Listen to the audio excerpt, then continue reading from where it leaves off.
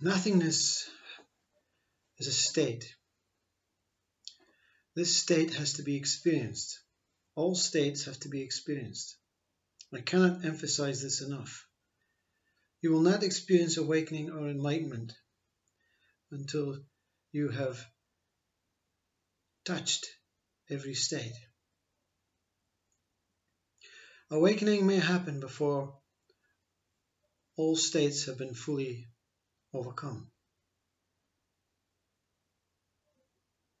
But that will determine the length of time between awakening and being fully enlightened.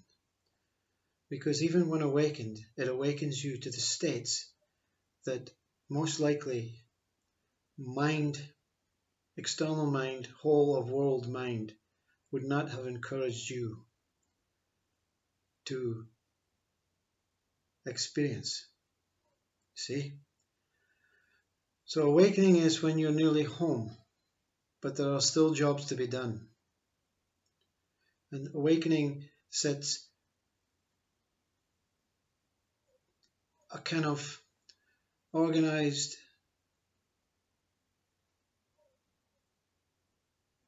routine, not by you, not by mind, but by life, so that it puts you in this simple raft on a still lake, and a slight breeze just blows you, the awakened thing that is simply smiling and thinking it's all over, on a free single journey to meet the one. And what occurs on this path to this meeting is the thing or things left that you have to overcome. And I can only speak on behalf of this one, that I had to overcome this state of being nothing. This state had never been experienced by mind or body or by any Holy Spirit or soul that has dwelled in this body, appearing as if it is me. I would imagine that nothingness is something, having evaluated my own life in this body. When I say my own, it's mind speaking, and I can recollect what this body has experienced from birth. You can only say that I was never ever driven by seeking nothing. It's built into your conditioned world that the people that are around you, everything, every moment in your life is coordinated by something else, something more deeper that you will recognize when full enlightenment takes place. But this one that coordinates everything knows exactly that you, the body, were never driven by seeking nothing. Every part of your life incorporated trying to do something, to be something, to want something, to achieve something, whether it's good or bad. It matters not, see? Whether you are the good one that wants to achieve compassion and kindness and everything and wants to make people's lives worthy and totally fulfilled, it's all part of your makeup, but at some point you may have experienced being nothing. If you haven't, you may have to. Every state has to be touched, kissed, and departed. The state of nothing is the state where everything comes from. So you have to be completely willing to give up every single thing. Physical and spiritual, thought, fantasy, imagination, desire. You have to long to be nothing. Mind that's very queasy for those who have stumbled upon this and are looking for something. I want something, you see. Maybe you should go. Nothing is not what you expect it to be. If you choose to stay, maybe it's your time. Maybe you think you have been wanting something. Maybe mind has been directing you to something and you've mistaken it, because nothing is far more satisfying than everything.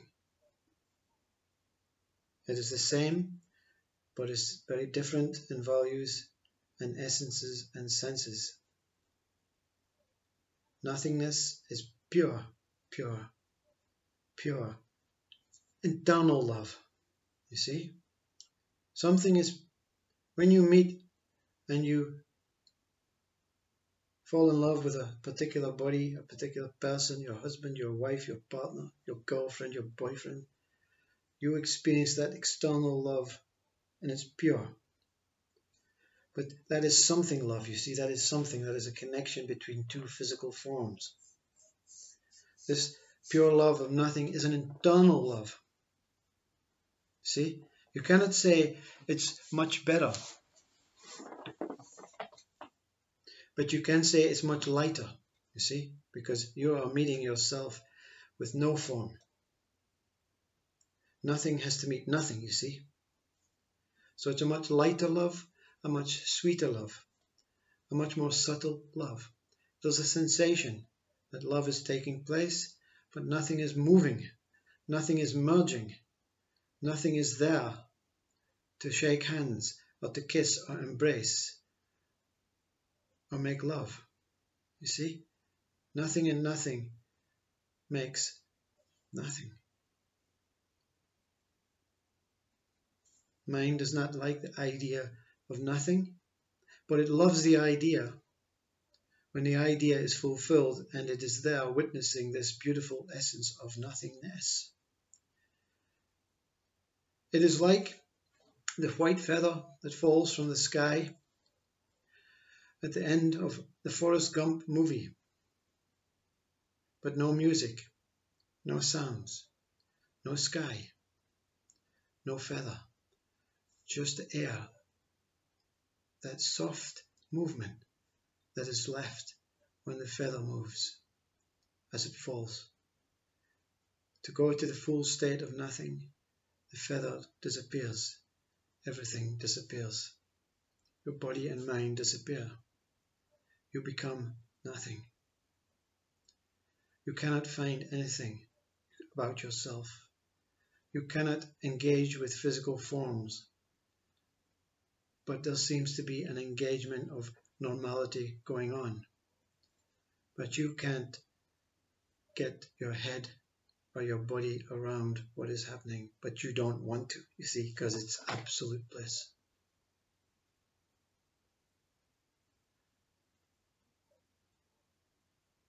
How can you reach nothingness? Ignore everything. I can take you on a little journey, and this journey may set you on, pack your bags and boots and you may go on it. But to experience and ignore everything is a way of Ramana Maharshi, who spoke words about it, and Neem Karoli Baba, who actually acted it physically, actually did nothing, interacted, only was there as some sort of beacon, some shining light.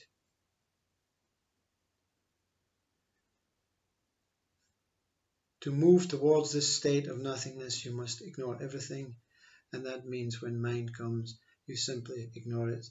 And I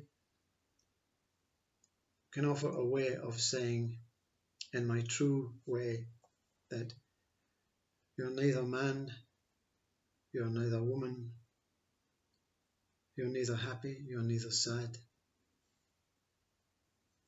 you're neither in pain, you're neither in pleasure, you're neither coming, you're neither going, you're neither this, You're neither that. You're neither birth. You're neither death. You're neither form. You're neither formlessness. You're neither time. You're neither timelessness.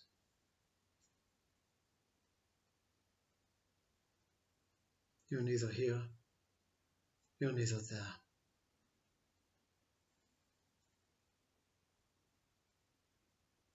And you can go through everything. You're neither God. You're neither devil. You're neither warm. You're neither cold. You're neither this. You're neither that.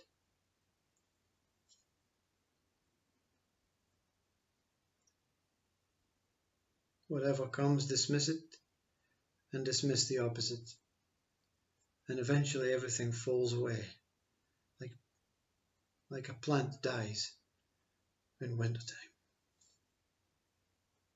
This leaf and that leaf.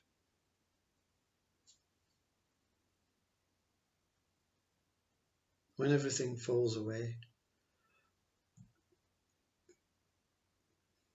there is a sense of you disappearing. But it's only thoughts, you see. Don't fear. You're neither fear. You're neither not fear.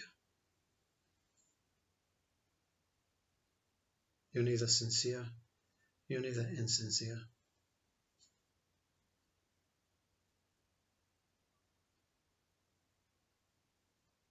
You're neither physical love. You're neither spiritual love.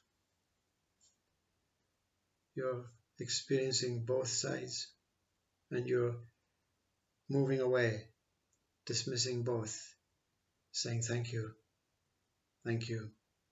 next, thank you, next. And the moment words fade, they stop to come in, and you stop saying next, and it gets more vague, and everything is becoming fuzzy, and your whole world seems to be not as it should be. Nothingness is on its way, but you have to practice that for maybe months. You can find your own practice. You can simply ignore mind, ignore names, ignore associations, ignore needs and desires and wants, ignore expectations. Expectations are really something that you really have to ignore. Do not expect and do not expect. See, expectations mean when I get to this state of nothing, something's going to happen. How can something happen when everything is gone and there's no one there to experience what is going to happen? The whole object is to have no experiences, that no actions can take place, that everything that has been keeping you bound is now cast aside, and that you're free to meet whatever is going to meet. And again, there is no meeting between you and God, or forms, or consciousness, or spirits, or Holy Spirits. It is absolutely more beautiful than that.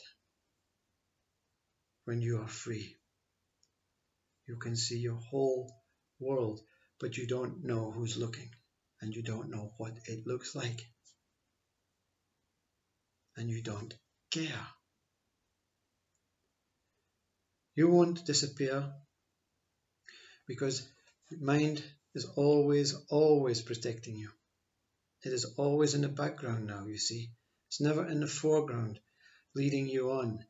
It is making sure you don't fall over the cliff. See? And when you fall over the cliff, it'll pick you up, dust you down, and say right back into meditation position. More to come, Mr. Nothing.